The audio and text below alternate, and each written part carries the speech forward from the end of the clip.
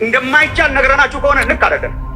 ያልቻሉ ሰዎችን ታሪክ እያመጣ እንትናም እኮ ስንት ዓመቱ መሰለ በጌታ እንትናም እኮ እንትን ሆነ እንትናም አልቻለ አንተ ቤት ምናምን የሚባል ነገር እያወራን ሻንጣ አሽገን እንደማይቻል በዚህ ዓለም ላይ ሲኖሩ ፍጹም ሆኖ መኖር እንደማይቻል ፍጹም ፐርፌክሽን ማለት አይደለም፣ ግን በፍጹምና በማቹሪቲ በቅድስና በንጽህና እግዚአብሔርን በሚያከብር ሕይወት ውስጥ መኖር እንደማይቻል እያሰብን ራሳችን የምናጠልልበት ዘመን ማብቃት አለበት ወገኖች።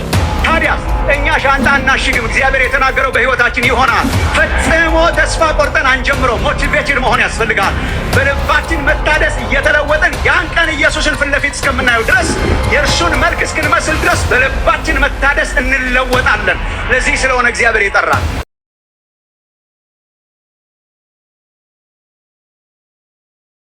የኢትዮጵያ አየር መንገድ ቀጥታ በረራ ወደ ዋሽንግተን ዲሲ ሲጀምር ታስታውሱ ከሆነ ቅርብ ጊዜ ነው። በዋን ስትሬች ማለት ነው።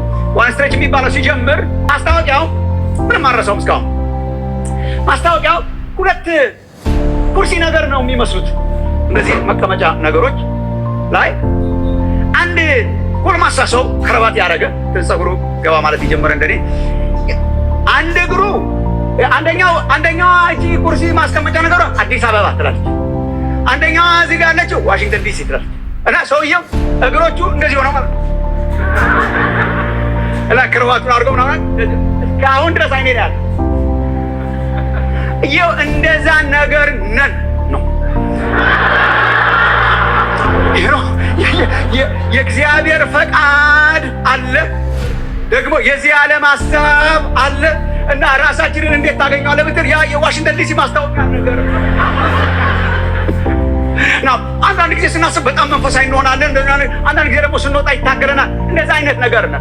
የሮሜ 12 ትእዛዝ ምንድን ነው? አንደኛ ይሄ ሪያሊቲ እንደሆነ ማወቅ በጣም ጥሩ ነው። የሆነ የቅዠት ዓለም ውስጥ አትኑሩ። ይህ ዓለም የለም፣ ዲያብሎስም የለም፣ እንትንም የለም፣ ሁሉ ተይዟል፣ በቁጥጥር ስር ውሏል። ቆይ እሱም መዝሙር የምንዘምረው ጌታ ኢየሱስ ሲመጣ ነው። እሱ የዛን ጊዜ ነው። የዛን ጊዜውን መዝሙር አሁን አታምጡ። አሁን በባቢሎን ወንዞች ማዶ ነው ያለ ነው። ሪያሊቲ ዝም ብሎ ቅዠት አያስፈልግም። አሁን እዚህ ነው ያለ ነው። አሁን እዚህ ነው ያለ ነው። ይመጣል፣ አንድ ዓለም ይመጣል።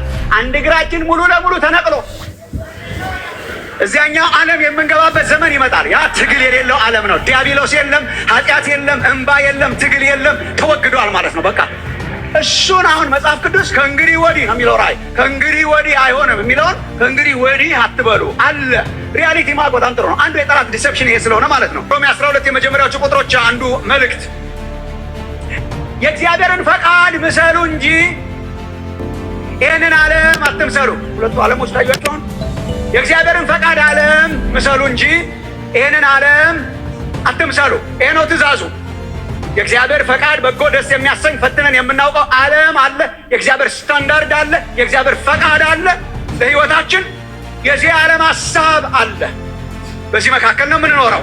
ይህንን ዓለም አትምሰሉ። ዕለት ዕለት ከዚህ ዓለም እየራቅን ወደ እግዚአብሔር ፈቃድ እንድንሄድ የእግዚአብሔር ፈቃድ እርሱን በጎ ደስ የሚያሰኝ ፍጹም የሆነውን ፈትናችሁ እወቁ እንጂ ፈትናችሁ ኑሩ እንጂ ይሄንን ዓለም አትምሰሉ። ሌላ አገላለጽ ይሄ ነው የልብ መታደስ ማለት ወገኖች። የልብ መታደስ ማለት ይሄ ነው። የተጠራ ነውም ለዚህ ነው። ሪያችን ይሄ ነው። በዚህ ዓለም ስንኖር እዚህ ዓለም ሀሳብ እየወጣን ወደ እግዚአብሔር ፈቃድ ይህ ዓለም እንዳይቀርጻችሁ የእግዚአብሔር ፈቃድ ይቅረጻችሁ ነው። አትምሰሉ እሱ ነው። መምሰል እሱ ነው። አትምሰሉ ምሰሉ ነው። ይህንን ዓለም አትምሰሉ፣ የእግዚአብሔርን ፈቃድ ምሰሉ። መምሰል ማለት መቀረጽ ማለት ነው። አሁን እያንዳንዱ ይሄ የውሃ መያዣ እንትን ጠርሙስ እንትን ላስቲክ እያንዳንዱን ቁጭ ብለው ሲሰሩ የሚውሉ አይመስለኝም። በላም ተብሎ ኳ ሲያደርግ አይውልም። እሱ ቢሆን ኖሮ እንደዚህ ማዳረስም አይቻልም። እያንዳንዱን እያስመሰለ የሚያወጣ መቅረጫ አለ እና አንዳንድ ጊዜ በቲቪ ምናምን አይታችሁ እንደሆነ ላስቲኩን እንዳለ ወስዶ አቅልጦ ምናምን አድርጎ ያኛው ለዛኛው አቀብሎ የኛው ለዛኛው አቀብሎ ከዛ የሚያወጣው ቅርጻቸውን አስይዞ የሚያወጣው አለና ዝም ብሎ ነው ተዋቷ የሚያደርገው። ይሄኛውን እየመሰሉ ይወጣሉ ማለት ነው። ነገሮቹ በሙሉ ውሃ፣ ላስቲክ ብቻ ሳይሆን ሌላው ነገር በሙሉ የሚቀርጻቸውን ማሽን እየመሰሉ መቅረጫውን ማሽን እየመሰሉ ይወጣሉ እና በዛው ሲወጣ እያለ ይወጣል ማለት ነው። እያለ ይወጣል። በዚህ ዓለም ላይ ስንኖር ሁለት መቅረጫዎች አሉ። ይሄ ዓለም አለ። ይሄንን ዓለም እየመሰሉ የሚኖሩ ክርስቲያኖች አሉ። ዘመን ይቆጥራሉ፣ ግን የሚቀርጻቸው ይሄ ዓለም ነው። አምን ያስታውቃሉ።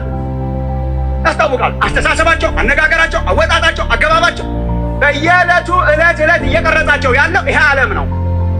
ወርልድ ዓለማዊ የሆነው ቸርች ልንመጣ እንችል ይሆናል፣ እናገለግል ይሆናል፣ እንደኔ አንዳንድ መንፈሳዊ ነገሮች እናደርግ ይሆናል። ግን ቢሄቨራሊ ህይወታችንን ስታየው ሞር እየቀረጸ ያለው ይሄኛው ፋብሪካ ነው።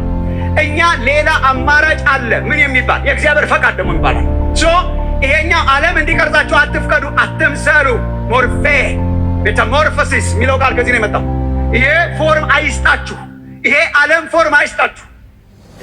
ታዲያስ እየተለወጣችሁ እየታደሳችሁ የእግዚአብሔርን ፈቃድ ምሰሉ። ምን ይባላል? ይሄ በውስጥ ማንነት መታደስ ይባላል። በልብ መታደስ ይባላል። ይሄ ነው የልብ መታደስ፣ ይሄ ነው የመንፈስ መታደስ፣ ይሄ ነው መንፈሳዊ ታድሶ። ምንድን ነው? በዚህ ዓለም አልቀረጽም እያሉ ሞር የእግዚአብሔር ፈቃድ እንዲቀርጸን መፍቀድ ማለት እግዚአብሔር የጠራን ዕለት ዕለት ማለት ነው። ያን መልክ እንመስል ዘንድ ዕለት ዕለት እየተቀረጽን ፎርም እየተደረግን ቅርጽ እየያዝን ዕለት ዕለት አእምሯችን እየታደሰ ልባችን እየታደሰ ወደ እግዚአብሔር ፈቃድ እንድንጠጋ ነው እግዚአብሔር የጠራን። የማያቋርጥ የተሃድሶ ህይወት ውስጥ ነው እግዚአብሔር ያስገባን። የማያቋርጥ ሪፎርሜሽን ውስጥ እግዚአብሔር ነው ያስገባን። ቅርጽ እንድንይዝ ነው እግዚአብሔር ያስገባን። እንትን የለውም ማለት ነው ባጭሩ። መድረሻ የለውም በዚህ ዓለም። ግራጁዌሽን የለውም በዚህ ዓለም። ማብቂያ የለውም በዚህ ዓለም።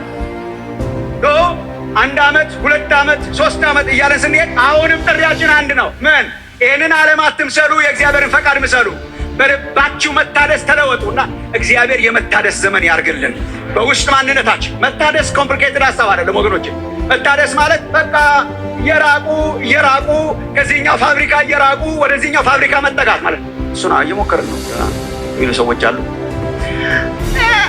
ይቻላል ብለህ ነው የሚሉ ሰዎች ደግሞ አሉ።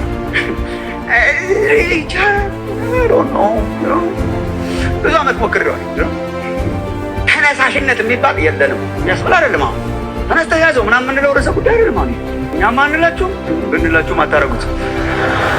ተነስተው የሚያዙ ርዕሰ ጉዳዮች አሉ። ይሄ አይደለም ግን ቢገባን ይሄ ነው የሚያዙ። ተነሳሽነት የለም። ዕለት ዕለት ደግሞ አታካችነቱ ዕለት ዕለት መሆኑ ነው። ዕለት ዕለት ዴይሊ ይሄን ከዚህኛው እየራክ ከዚህኛው እየተውክ የዓለም አትምሰል፣ የእግዚአብሔርን ፈቃድ ምሰል። ምን ይባላል? ይሄ የልብ መታደስ የአእምሮ መታደስ ይባላል። እንደማይቻል ወጣቶች ካላችሁ ወንድሞች እናቶች ስሙ። እንደማይቻል ነግረናችሁ ከሆነ ልክ አይደለም። ያልቻሉ ሰዎችን ታሪክ እያመጣ እንትናም እኮ ስንት ዓመቱ መሰለ በጌታ እንትናም እኮ እንትን ሆነ እንትናም አልቻለ አንተ ኬት ቤት ምናምን የሚባል ነገር እያወራን ሻንጣ አሽገን እንደማይቻል በዚህ ዓለም ላይ ሲኖሩ ፍጹም ሆኖ መኖር እንደማይቻል። ፍጹም ፐርፌክሽን ማለት አይደለም፣ ግን በፍጹምና በማቹሪቲ በቅድስና በንጽህና እግዚአብሔርን በሚያከብር ህይወት ውስጥ መኖር እንደማይቻል እያሰብን ራሳችን የምናታልልበት ዘመን ማብቃት አለበት ወገኖች። ታዲያስ እኛ ሻንጣ እናሽግም። እግዚአብሔር የተናገረው በህይወታችን ይሆናል። ፈጽሞ ተስፋ ቆርጠን አንጀምረው። ሞቲቬትድ መሆን ያስፈልጋል። በልባችን መታደስ እየተለወጥን ያን ቀን ኢየሱስን ፊት ለፊት እስከምናየው ድረስ የእርሱን መልክ እስክንመስል ድረስ በልባችን መታደስ እንለወጣለን። ለዚህ ስለሆነ እግዚአብሔር ይጠራል። ምንድን ነው የሚያነሳሳን ምክንያት? አሁን ጳውሎስ በልባችሁ መታደስ ተለወጡ እንጂ ይህንን ዓለም አትምሰሉ ሲል what is the motivation behind? አንዳንድ ጊዜ ምናልባት ትክክለኛ የሆነ አነሳሽ ምክንያት ስለማንይዝ ይሆን ወይ ቶሎ የምንዳከመው። ለምሳሌ አንዳንድ ሰው ስለ እንደዚህ አይነት የቅድስና የመለወጥ የመታደስ ሀሳብ ሲነሳ የሚያስበው በጣም መቀደስ በጣም በቅድስና መኖር በጣም አለበት እንጂ ገሃነም የሚባል ነገር አለ እሳት ውስጥ ወስዶ የአንዳንድ ሰዎች ሞቲቬሽን ፍርሃት ነው። ፍርሃት ያመነጨው የቅድስና ሙከራ ነው። ካልተለወጥክ ሰይፍ ይጠብቃል። በጣም ከባድ መሆን አለቀ እና እንዳያልቅልኝ ነው በሰላም ለመኖር ከእግዚአብሔር ጋር መጨረሻም ላይ እሳቱ ጋር ላለመግባት። ማርቲን ሉተር እንደዛ አይነት መነኩሴ ነበር። ባይዘው ሰምታችሁ እንደሆነ ታሪኩን መነኩሴ ነበር። ገዳም ውስጥም ኖሯል። ከዛ በኋላ ደግሞ አንድ የካቶሊክ ሴሚናሪ ውስጥ አስተማሪ ሆነ። መዝሙረ ዳዊት እንደዚህ ያስተምር ነበር እና በኋላ የሮሜ መጽሐፍ ሲያስተምር ነው ይሄንኑ መጽሐፍ ማለት ነው ጻድቅ በእምነቱ በሕይወት ይኖራል የሚለው ገለባበጠው ማለት ነው። በስራ አይደለም በእምነት ነው ምናምን የሚለው ያው ታውቃላችሁ፣ ገለባበጠው ነው እና አንተ እኮ ከእንግዲህ ከሕይወቱ ከተለወጠ ከታደሰ በኋላ ማለት ነው ሲጠየቅ አንተ እኮ ድሮም ቢሆን በእግዚአብሔር የምታምን ሰው ነህ። በእግዚአብሔር አምን ነበር እና አንተ እኮ ያው በቻልከው መጠን የምትሞክር ሰው ነበር። እና ምንድን ነው ለውጡ? አይ ድሮ እኔ በእግዚአብሔር መኖር አምን ነበረ፣ እግዚአብሔርንም እፈራው ነበር፣ እግዚአብሔርንም እከተል ነበር፣ እግዚአብሔርንም አምን ነበር። ግን ወደጃው ሳይሆን ተወደው ነበር ወይ ሲባል ኢንፋክት መውደድ ሳይሆን እጠላው ነበር አሉት። እግዚአብሔር ወደው ነበር የምትከተለው፣ መውደድ አይደለም እጠላው ነበር አሉት። ታዲያ ምን አስቸግሮ ነው እየጠላኸው የምትከተለው አሉት። ገሃነሙን ፈርጃል። እሳቱን ፈርቶ ግን እየጠላ ይከተሏል። በኋላ ብርሃኑ ሲበራለት ለካ እግዚአብሔር የወደደን አምላክ ነው፣ በክርስቶስ ኢየሱስ የታረቀን አምላክ ነው፣ በእምነት የሚያጸድቅ አምላክ ነው። እሱ ነው ህይወቱን ድራስቲካሊ የለወጠው።